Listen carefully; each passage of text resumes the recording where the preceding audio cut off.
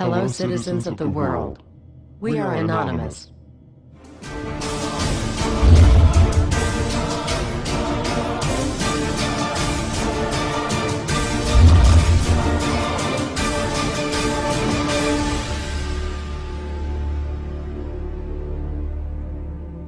Dear brothers and sisters, now is the time to open your eyes. In a stunning move that has civil libertarians stuttering with disbelief, the U.S. Senate has just passed a bill that effectively ends the Bill of Rights in America. The National Defense Authorization Act is being called the most traitorous act ever witnessed in the Senate, and the language of the bill is cleverly designed to make you think it doesn't apply to Americans. But toward the end of the bill, it essentially says it can apply to Americans if we want it to. Bill summary and status. 112th Congress, 2011 to 2012, S. 1867. Latest title, National Defense Authorization Act 4.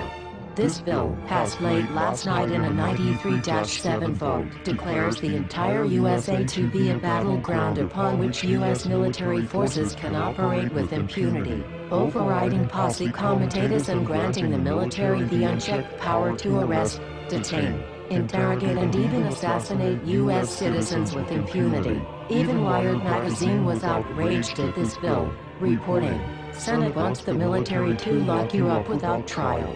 The detention mandate to use indefinite military detention in terrorism cases isn't limited to foreigners. It's confusing, because two different sections of the bill seem to contradict each other. But in the judgment of the University of Texas Robert Chesney, a nonpartisan authority on military detention, U.S. citizens are included in the grant of detention authority. The passage of this law is nothing less than an outright declaration of war against the American people by the military-connected power league. If this is signed into law, it will shred the remaining tenets of the Bill of Rights and unleash upon America a total military dictatorship, complete with secret arrests, secret prisons, unlawful interrogations, indefinite detainment without ever being charged with a crime, the torture of Americans and even the legitimate assassination of U.S. citizens right here on American soil. If you have not yet woken up to the reality of the police state we've been warning you about, I hope you realize we are fast running out of time. Once this becomes law, you have no rights whatsoever in America, no due process, no First Amendment speech rights, no right to remain silent, nothing.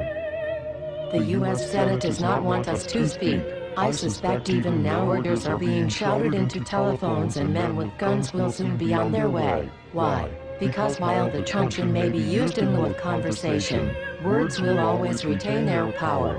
Words offer the means to meaning, and for those who will listen, the enunciation of truth. And the truth is, there is something terribly wrong with this country, isn't there? Cruelty and injustice, intolerance and oppression, and where once you had the freedom to object, to think and speak as you saw fit, you now have censors and systems of surveillance coercing your conformity and soliciting your submission. How did this happen? Who's to blame?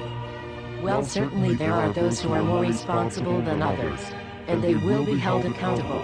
But again, truth be told, if you're looking for the guilty, you need only look into a mirror. I know why you did it. I know you were afraid. Who wouldn't be? War, terror, disease. There were a myriad of problems which conspired to corrupt your reason and rob you of your common sense. Fear got the best of you, and in your panic, you turned to the now president in command, Barack Obama. He promised you order. He promised you peace. And all he demanded in return was your silent, obedient consent. More than 400 years ago, a great citizen wished to embed the 5th of November forever in our memory. His hope was to remind the world that fairness, justice, and freedom are more than words, they are perspectives. So if you've seen nothing, if the crimes of this government remain unknown to you, then I would suggest that you allow the 5th of November to pass unmarked. But if you see what I see, if you feel as I feel, and if you would seek as I seek, then I ask you to stand beside one another, 1 year from November 5th, 2011, outside the gates of every courthouse of every city demanding our rights. Together we stand against the injustice of our own government. We are anonymous. We are legion. United as one. divided by 0. We do not forgive censorship. We do not forget oppression. U.S. Senate. Expect us.